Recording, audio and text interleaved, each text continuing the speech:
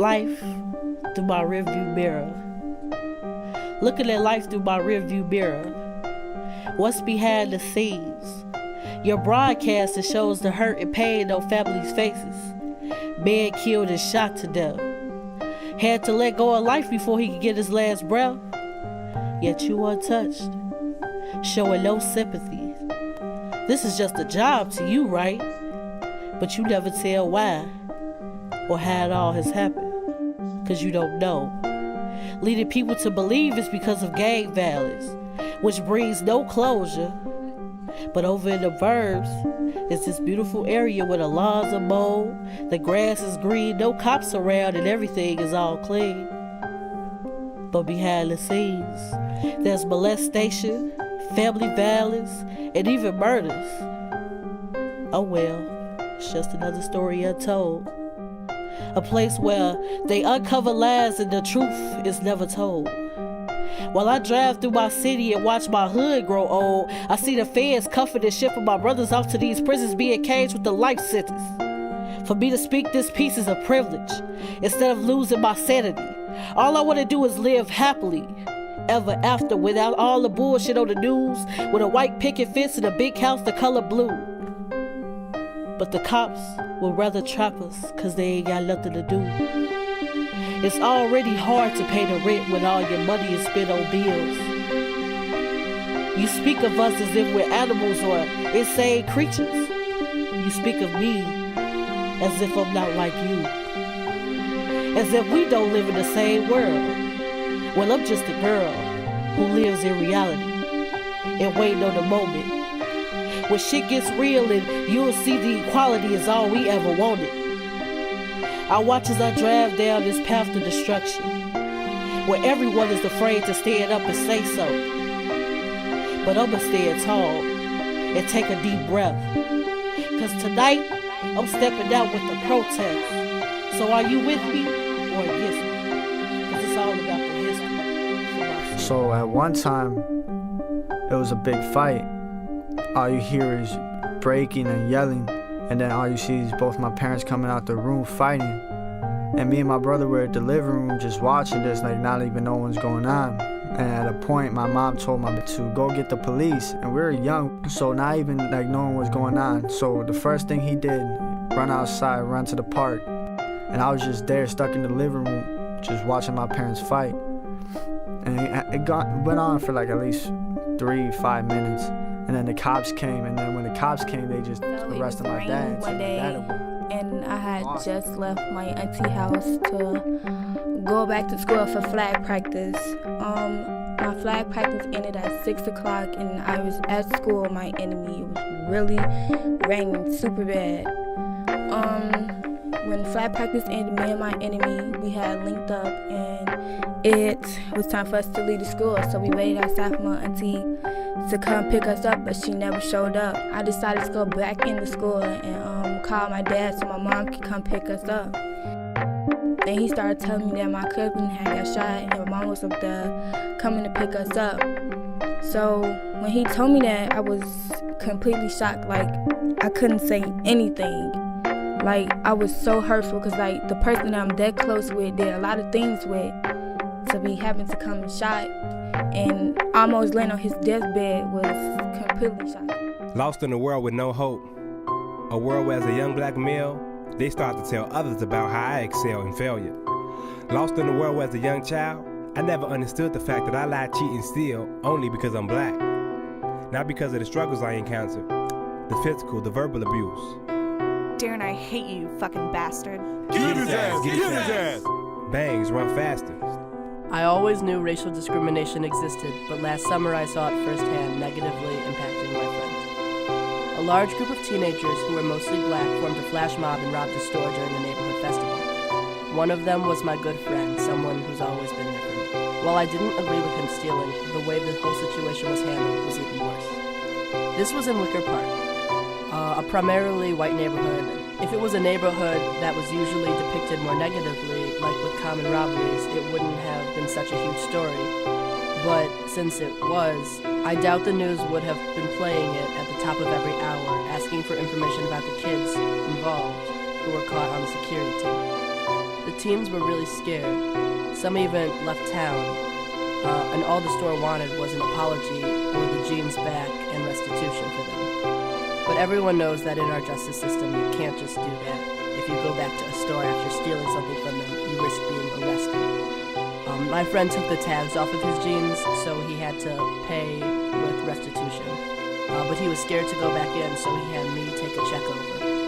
I also took back 3 pairs this of morning, jeans as I was on my way out, scared of. a white woman got out of the elevator ahead of me, and we both went to the back of the building, and the back exit. And since the back exit is sort of for moving trucks, it's like a long hallway with like 2 doors. So when she opens the first door, she catches it. She just sort of has to grab it because she notices I'm there. So the door doesn't smash me, I guess. But when we get to the second exit, the only way I could describe it is this big, flamboyant push of the door. She sort of struts after she pushes it open, just flings it open. She doesn't look back at me. So I thought it was pretty weird, but I just kept walking. So we both get to the street, and she crosses immediately, and I keep going on the way I am. But when we get to the end of the street, I can see her waiting to cross in my direction. So that means she didn't really need to cross back when she did. So that only lets me believe that she crossed because me, and since she doesn't know me, I can only assume she crossed because of my appearance. There was a lot of arguing at my house, a lot of fighting, and at a point, it was like good in the beginning, but then you could see over time, like the house started to change. Like things weren't getting cleaned as much, like dishes used to just pile up. I remember like clothes weren't getting washed as often as they did, and as parents, they weren't doing the parenting with us. They weren't telling us like, oh, take a shower, brush your teeth. We went to my auntie house. My mama was there, and she started telling us how my cousin got shot like twice, one in his leg, and I think the other one like through his side, and like it was 1 inch from his main artery from causing him to die. And they started telling us how they were just on a circle playing football when the dude ran up and just ran in the crowd and just stood there, and the dude came up in the car, like 3 of them, and they had shot fire. My cousin didn't run because he thought it was firecrackers, but it actually was gunshots. When he got shot, he didn't do nothing but run to the porch and just yell, "Mom, I got shot, Mom, I got shot." Blood just spilling and leaking everywhere, a lot of blood. Lost in a world where your pants don't sag, your chain don't hang, and your gang don't bang. Lost in a world where I'd rather fight out my problems than talk it over with Bill. Or smoke a square on the school corner, then light up, only get the munchies, then motivation to steal. Lost in a world where I often get stopped or watched by the men behind the clock because me and my Hispanic friend Image were causing stays a on my story. head constantly. So like around 2 years ago, I asked him like, why were you guys fighting? And like I was looking into his eyes when I told him that, and like he almost started to cry. But he knew the right thing was to tell me the truth. And then he told me, oh, it was because we wanted to get heroin. And like my mother, she was, I guess, binging, so she wanted to get more. And the money that was going for the heroin was supposed to pay the bills. When I was living in Chicago again, I was at this building called the Amelie or something, and they have this automated door that you have to open with this little electronic scanner device. And I forgot mine when I was coming home, so I stepped back so I can call someone to let me in. But I didn't realize there was somebody behind me. He goes in, and I was thinking maybe I could just walk in behind him. But he only opens the door enough for him to get through.